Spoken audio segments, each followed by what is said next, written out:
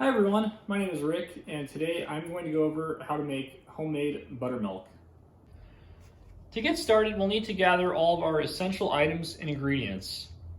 For this, I have a small mason jar, a measuring cup, a tablespoon, milk, and a lemon. To make homemade buttermilk, we just need two simple ingredients, milk and something acidic such as a lemon or vinegar.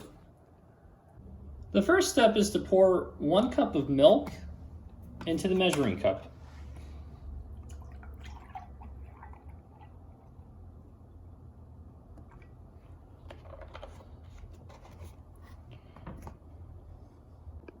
The next step is to add approximately 1 tablespoon of lemon juice to the milk.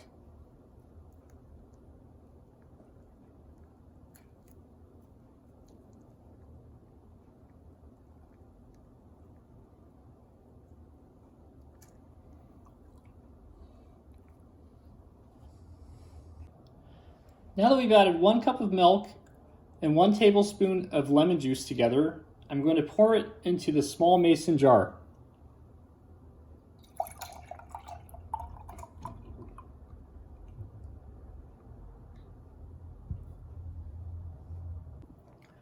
After about 5 to 10 minutes, the mixture of milk and lemon juice will slightly thicken, and then it will be ready for use as buttermilk.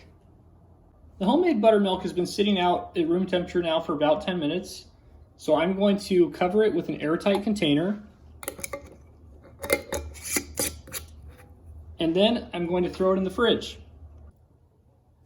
It should last for about 2 to 4 weeks in the fridge before it goes bad.